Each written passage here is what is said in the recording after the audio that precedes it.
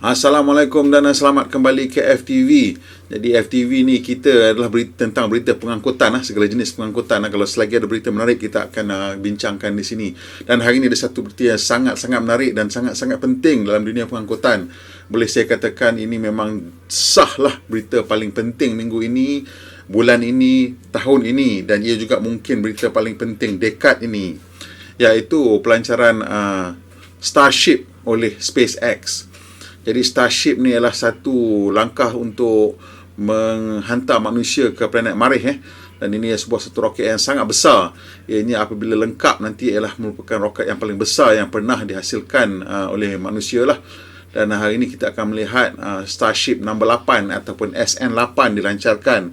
Dia awak boleh tengok di sini SN ataupun Starship ni rupa dia memang sangat unik dengan ada kepak ataupun fins di atas dan di bawah, dan ini dibina menggunakan stainless steel. Selalunya kita tak pernah tengok satu spaceship dibina menggunakan stainless steel. Selalunya mereka menggunakan aluminium ataupun bahan-bahan yang lebih ringan. Tetapi kali ini SpaceX telah buat keputusan untuk menghasilkan satu roket daripada stainless steel. Jadi genesis reka bentuk juga sangat menarik. Pada mulanya apabila ianya diumumkan mungkin pada tahun 2018, mereka menjangka akan membinanya menggunakan carbon fiber, tetapi apabila ditunjuk setahun kemudian mereka telah merubahnya kepada stainless steel kerana katanya ada kelebihan-kelebihan tertentu. Dan of course ini being SpaceX, mereka menghasilkan stainless steel mereka sendiri. Ini formulation baru stainless steel ni yang direka bentuk untuk menjadi lebih kukuh ataupun lebih kuat apabila ia mengalami suhu rendah. Ini penting kerana roket kebanyakan roket menggunakan oksigen cecair sebagai dia punya bahan api, sumber bahan api ataupun igniter, the way to oxidize the fuel lah sebenarnya. Dan kali ini mereka menggunakan methane sebagai fuel. So ini ialah methane liquid oxygen lah. So roket ini dibina dengan stainless steel kerana stainless steel ini telah dibentuk supaya lebih kuat apabila sejuk dan di bawah tekanan. Jadi ini sebuah satu roket yang sangat besar dan ianya baru sangat sebenarnya, dilengkapkan dalam mungkin 2 bulan dilengkapkan SN nombor 8 ni. Dan apabila ianya telah dilengkapkan, lama kita tunggu dan tunggu ianya betul-betul dipasangkan dan juga kemudian akhirnya dilancarkan. Dah mungkin daripada hari Isnin kita tunggu ianya dilancarkan, hari Ahad sebenarnya baru hari tunggu dibatalkan. Semalam paling dekat sekali dah sampai ke countdown ke 0, lepas tu auto abort lah. Jadi kita tengok sikit ni overview roket ni. Setinggi 120 meter ini adalah satu roket yang sangat-sangat besar. Dan bahagian bawah ni ialah dia punya roket ataupun enjin utama dia, dan ke atas ni ialah dia punya Starship tu sendiri. Dan apa yang menariknya tentang Starship ni ialah ianya sangat besar, itu diameter 9 meter ataupun 30 kaki. Ianya sama besar dengan mungkin kapal terbang 747 ke diameter 777 mungkin diameter ni, ataupun mungkin lebih kurang itulah, lebih besar lah kapasitinya. Dan ianya boleh menghantar 100 tan ke orbit, 100 tan ke Earth orbit. So ini adalah satu langkah penting kerana untuk pergi ke Marikh kita memerlukan lebih kurang dalam 1 juta tan, tak silap saya, untuk ada satu campur lah, ini bahan api campur dengan payload untuk pergi ke Marikh secara realistik. So roket ni sangat besar dia kerana dia boleh menghantar 100 tan. Dia untuk menghantar 100 tan ni dia memerlukan bahan api 1200 tan. So memang the percentage of bahan yang kita boleh hantar berbanding dengan berat roket sebenarnya lebih kurang 1.5 mungkin 2% saja pun. Dan ini ialah memang satu kadar yang lebih kurang lah, cuma ini sekali ni satu skill yang sangat-sangat besar. Dan ini dia punya engine super heavy dia. Ini menggunakan Raptor punya engines. This Raptor engine ni pun sesuatu yang menarik. Ini engine methane full. Ini dia. Kita tengok dia boleh buka depan ni, macam dia punya fairing dia, dan boleh menghantar satelit ke apalah yang perlu dihantar. Jadi hari ini kita nak tengok ni lah pelancaran ni. Dia boleh sangat besar, dia boleh menghantar satelit yang lebih besar daripada apa yang kita lihat sekarang lah. So ini dia cita-cita dia akhirnya sekali lah untuk mendarat di planet Marikh. So enjin Raptor ni ialah sebuah Metalox engine, itu methane liquid oxygen, Metalox engine, first full flow combustion rocket yang telah kita hasilkan sebagai manusia, dan ini kali pertama ianya akan beroperasi. So satu kombinasi pencapaian yang sangat-sangat menakjubkan kepada saya, iaitu pertama sekali kita tak pernah membina roket stainless steel. Kita tak pernah menggunakan roket secara inilah. Roket ni akan naik, dia akan belly flop. Dia akan masuk begini. Masuk dengan belly flop. Dan maksudnya dia akan masuk secara mendatar, dan kemudian dia akan betulkan diri dia sendiri dan mendarat. Dan ini menggunakan Raptor engine lah. Akhirnya nanti akan ada hampir 27 enjin tak silap saya, tapi untuk hari ni mereka hanya akan menggunakan 3 enjin untuk terbang. Jadi ini kita lihat rupanya 3 Raptor engine kat the base of the Starship ni. Katanya kat keliling ni akan boleh pasang lagi 20 engine ke apa. Saya tak ingat lebih banyak engine lah, ke 17 engine, tapi it's a lot of engine yang akan digunakan untuk terbang. Dan yang kita nak tengok hari ni ialah pelancaran ni. So mari kita tengok pelancaran ni. So pelancaran ni okey. Ni 1 minit lagi daripada launching. So kita tengok apa yang sedang berlaku sekarang ni ialah dalam masa tempoh seminit sebelum launching ni, basically fuel ataupun bahan api, methane dan juga liquid oxygen, the oxidizer dah masuk lah. So sekarang ni bila time sampai 1 minit tu dia dah ngam, dia tengah increase the pressure sampai ke launch pressure lah. So kini kita tengok dia dah sampai 1 minit sebelum launch. Dan kali ni kita tengok tanda-tanda yang dia dah penuh, ialah kita nampak vapor keluar daripada bahagian atas. Dan ini kita nampak vapor keluar daripada bahagian atas, dan ini menandakan tangki-tangki semua sudah penuh.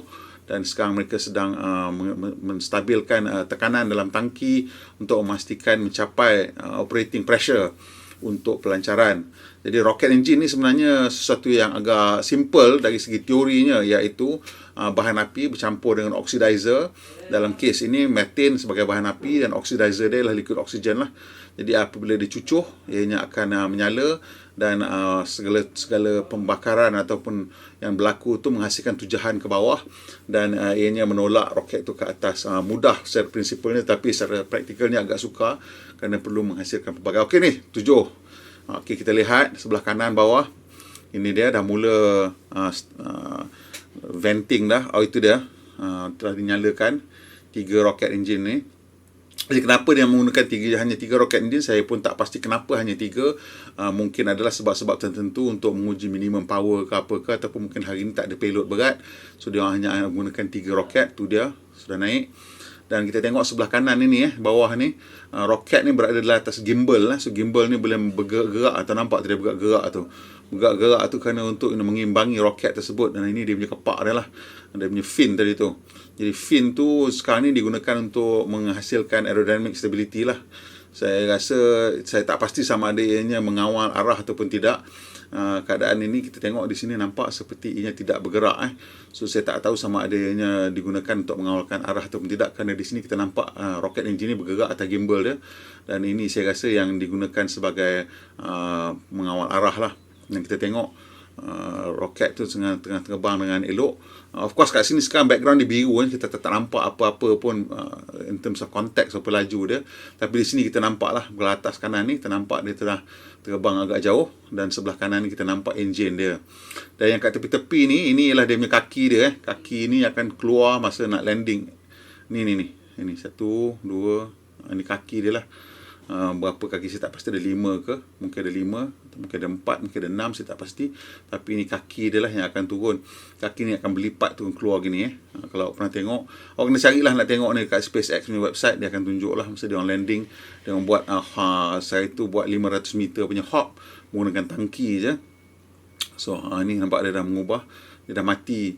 Ini enjin masa ni mati saya tak tahu, saya tak faham kenapa enjin ni mati, sama adanya sengaja ataupun atau apa sebab, tapi enjin tu mati Ini menggunakan 2 enjin. Tengok enjin terus bergerak pada gimbal. Dan pada masa ni kita tak nampak konteks kat sini Cuma kita tengok nampak seperti masih lagi naik ke atas. Tapi pada setengah-setengah video Oh, tengok sungguh jelas gambarannya. Daripada website-website lain, pada ini nampak dia dah mula bergerak ke, bukan tegak ke atas lagi, bergerak ke sideways, diagonal. Dia akan semakin bergerak secara diagonal sehingga ianya menderak seolah-olah mendata dan seolah-olah terapung ataupun hovering sebelum ianya mula turun. So kita akan lihat ini berlaku. So dalam keadaan sekarang ni kita nampak dia punya exhaust plume dia ataupun vapor yang keluar ni yang bergerak ke arah sini sikit. So kita nampak lah ini arah roket dan ini plume dia. So kita tahu dia tengah bergerak ke arah sideways lah. Basically tengok tu, you nampak lah dia bergerak ke arah sengit macam ni, sideways. Dan kita akan nampak sudut benda ni makin besar sehingga ianya seperti seolah-olah bergerak secara mendatar. Tengok perhatikan the plume tu. Plume tu saya tak tahu apa yang menghasilkan plume tu, sama ada gas yang dikeluarkan, ada some kind of venting still dalam tank dia, pasal masih lagi ada banyak bahan api dalam tu sebelum pasal masih menggunakannya untuk turunkan.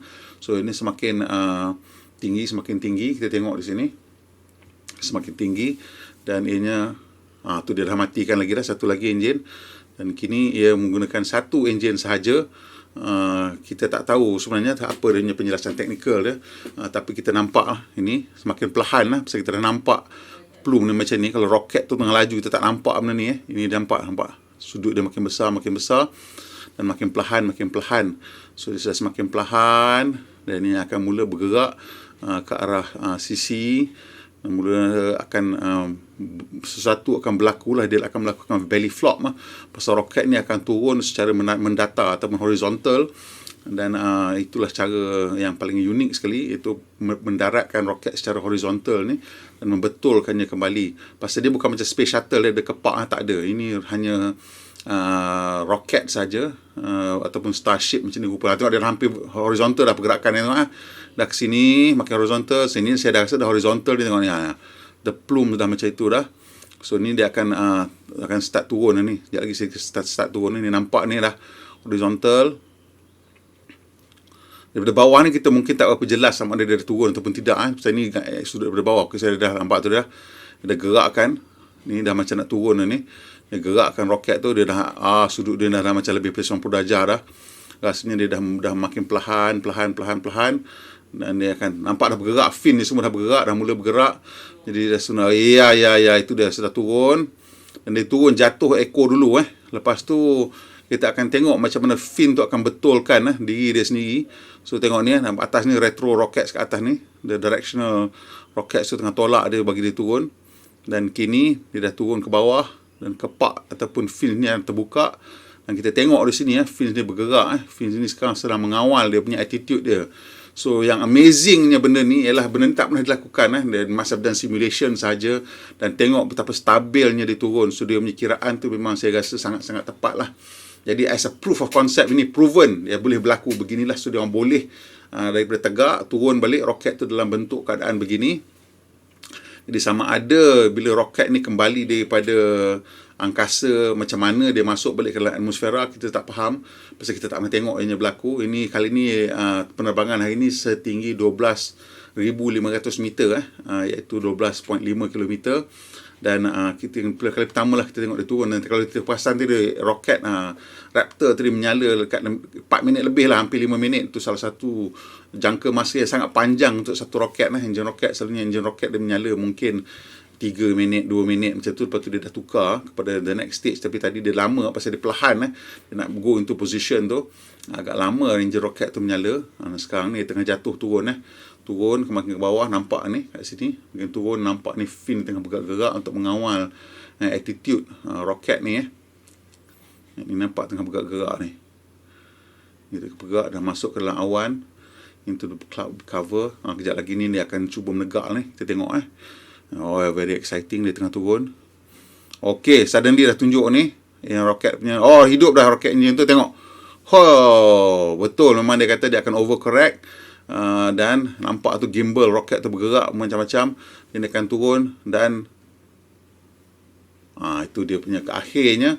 Kita tak pasti sama ada sudut dia turun tu tak betul-betul perfect ke tidak lah. Tapi untuk satu roket yang sedang terbang buat kali pertama, reka bentuk yang sangat luar biasa, terbang buat kali pertama, dan prosedur bukan saja prosedur daripada in terms of the rocket punya refiring balik, restarting of the engine, tetapi the aerodynamic procedure of the belly flop itu sendiri sesuatu yang tak pernah kita lihat dan tak pernah dilakukan sebelum ini, dan ramai orang yang sangat skeptikal lah tentang kejayaan, kemungkinan kejayaan benda ni. Sebenarnya even pengasas SpaceX ataupun Elon Musk ni berkata bahawa dia percaya kalau benda ni tak meletup, memang sangat-sangat dahsyat lah. Sebab dia kata likelihood of success kali ni ialah 30% saja. Dan kalau kita tengok kali ni, mereka telah berjaya sebanyak 95%, dan I suppose 95% success is failure lah kan, in most punya evaluation. Tapi for today, saya rasa this is a huge win for SpaceX. Dan kita tengok bagaimana mereka telah membuktikan bahawa konsep mereka itu berfungsi. Kalau kita tengok sebelah kanan ini tank ni yang lompat tadi, 100 meter ke 500 meter saya tak ingat. Tank ni untuk take off dan landing balik. Jadi ini kita lihat bagaimana ianya telah berjaya untuk take off dan turun balik dan hampir mencecah pendaratan seperti mana yang dijanjikan. Tetapi daripada website-website lain kita tengok dia jatuh, masa dia turun tu dia tak betul-betul tegak atau betul-betul vertikal.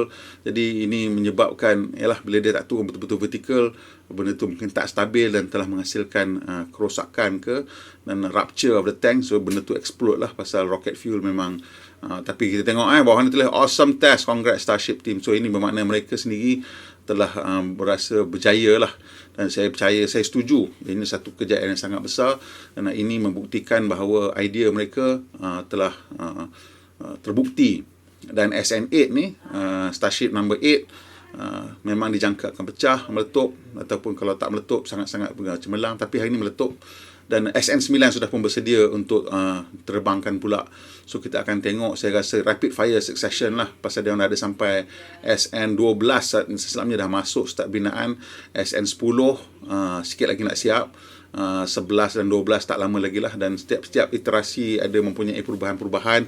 Dan saya curious lah nak tahu apa yang dia orang pelajari, sama ada kita akan dapat press release ataupun tidak tentang perkara ini. Ini satu-satu langkah pertama kita ke planet Marikh lah, sama ada anda setuju ataupun tidak. Ini adalah satu langkah pertama. Ini dia nampak atau dia dah jatuh, collapse dan meletup lah.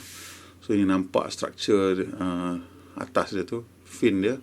Sini tempat mana dia landing tadi yang meletup. So kita tengok dia punya landing dia tu sebenarnya sangat perlahan dan lembut, pasal tak ada pecah konkrit ni semua. Nampak tak elok, tak ada yang terburai ke apa kan. So the landing jatuh, collapse dan explode. So the impact on the concrete itself is nampaknya minimal lah. Tak ada real serious damage to the concrete landing pad. So ini menyebabkan saya berkata mereka 95% berjaya lah. All the velocities that they wanted to achieve, I think they achieve. Mungkin the final landing velocity itu is slightly misjudged, or if it's not misjudged, mungkin the rockets tak fire properly. Tak tahulah. Because antara isu-isu SN9 next, up next. So memang dia orang dah bersedia untuk terbangkan SN9 pula. Dan seperti saya cakap tadi, dia punya pendaratan tu boleh kita kira, kita tak pasti kenapa ini berlaku, kerana berkali-kali kita nampak dia orang mencuba ataupun testing the header tank. So dekat kepala nose cone ni ada tank oksigen untuk restart. So mungkin kat situ ada isu ke, kita tak pasti. Tapi apa pun, ini satu yang sangat-sangat gempak lah yang telah berlaku, dan saya tunggu berhari-hari. Ramai masa tadi launching tu, tak tahu berapa ratus ribu orang tengok live stream dekat SpaceX. Dan ini satu tak tahu nak cakap macam mana.